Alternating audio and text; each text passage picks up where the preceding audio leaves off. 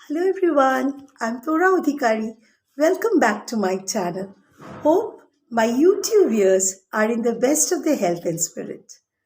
आज मैं आप लोगों को महात्मा बुद्धा के जीवन से एक कहानी सुनाने वाली हूँ।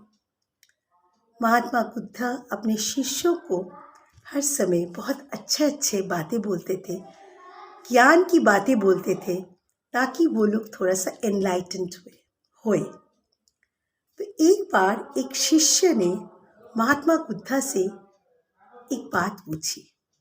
उन्होंने कहा, महात्मा जी, आप हर समय कहते हैं कि अगर हम लोग मेडिटेशन करें या जो भी बोले ध्यान करें तो हम लोग बहुत कुछ को ओवरकम कर सकते हैं।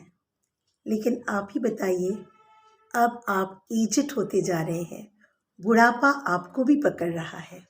वो कहते थे कि बुढ़ापा में बहुत कष्ट होते हैं, बहुत तरह के कष्ट होते हैं बुढ़ापा में, शारीरिक मानसिक बहुत तरह की कष्ट होती है। और जब मनुष्य बूढ़े होते जाते हैं तब अगर उनके शरीर में कोई डिजीज़ रहे तो उनको बहुत कष्ट होता है। तो उन्होंने कहा कि आपके शरीर में भी बहुत तरह के डिजीज़ हैं, सिर्फ आपके नहीं, हम लोग भी सब एजेड होते जा रहे हैं। ओल्ड एज हम लोगों को भी पकड़ रहा है, हम लोग का भी शरीर बहुत जीर्ण हो जा रहा है, शरीर में उतनी शक्ति नहीं है कि हम लोग कोई चीज़ को कर सके। और साथ ही साथ मृत्यु भी हमारे सामने आ रहा है। महात्मा जी, एक दिन ऐसा होगा जब आपको भी ये शरीर छोड़ के जाना पड़ेगा। फिर बताइए, ये जो हम लोग स्पिरिचुअलिज्म प्रैक्टिस करते हैं, मेडिटेशन करते हैं, ध्यान करते हैं, फिर ये सब करके क्या लाभ हुआ? अगर वो दुख कष्ट सब हम लोग सहे, फिर what's the use of doing spiritualism? But in other words, what is spiritualism then? शिष्य ने महात्मा बुद्धा से यही क्वेश्चन पूछा। तो महात्मा बुद्धा ने कहा, एकदम ठीक, तुम जो जो बोल रहे हो सब मेरे अंदर भी आएगा। जैसे तुम्हारे अंदर आएगा, दूसरों लोगों के अंदर आएगा, वैसे मेरे अंदर भी आएगा। लेकिन अगर हम लोग स्पिरिचुअलिज्म प्रैक्टिस करें, मेडिटेशन करें, भगवान का नाम करें, तो जो चीज़ हमारे ये जो शरीर इतना कष्ट हो रहा है, ये शारीरिक कष्ट है, ये सिर्फ शारीरिक कष्ट है, इसको मैं मन में लूँगा ही नहीं। इन द सेंस, मुझे शरीर में दर्द हो सकता है, मुझे बुखार हो सकता है, किसी की मृत्यु हो सकती है, उसका भी कष्ट हो सकता है, लेकिन वो सब कष्ट मैं अपने सिर में लूँगा ही नहीं। यही स्पिरिचुअलिज्म का महत्व है कि अगर ये चीज़ हमारे अंदर आ भी रहा है, जो लोग स्पिरिचुअलिज्म प्रैक्टिस करते हैं उनको ये छुएगा भी नहीं। ये तो शारीरिक कष्ट है, किसी की मृत्यु, ये तो उस समय का वो दुख, जो शारीरिक कष्ट, जो दुख मेरे ऊपर थोपा जा रहा है, इन अदर वर्ड्स एनवायरनमेंट से मैं ये सब चीज़ें ग्रहण कर रहा हूँ, वो मैं ग्रहण करूँगा ही नहीं। मैं सुनूँगा, फॉर द टाइम बीइंग मैं चुपचाप उसको सुनूँगा। उसके बाद मैं उस चीज़, उस दुख को अपने शरीर के अंदर लूँगा ही नहीं। मैं आप लोग को समझाने के लिए एक इंस्टेंस बोलती हूँ। आप लोग हमारे घर में ये सब होता रहता है, हर एक के घर में होता है। कुछ लोगों का अगर तबीयत बहुत ख़राब हो तो कुछ लोग बहुत शांत हो जाते हैं, कुछ किसी को कुछ नहीं बोलते, अपने आप चुपचाप रहते हैं। लेकिन साथ ही साथ घर में ऐसे भी लोग होते हैं, अगर एक 99 बुखार भी आ गया, पूरी बाबा रे इतना कष्ट हो रहा है, इतना सिर में दर्द हो रहा है, इतना पैर में दर्द हो रहा है, ये हो रहा है, वो हो रहा है, कंटिन्यूअस बोलता जाता है। अगर हम लोग सच में स्पिरिचुअलिज्म प्रैक्टिस करें, ये सब हम बोलेंगे ही नहीं। ये शारीरिक कष्ट है, ठीक है, होने दो, मैं अपने आप में लीन रहूँगा। देखिए, इसका और एक इंस्टेंस भी मैं आप लोगों को दे रही हूँ। हम लोग सब सांसारिक मनुष्य हैं, दुख कष्ट झगड़ा ये सब होता रहता है, लेकिन हम लोग बहुत कुछ को पकड़ते नहीं हैं।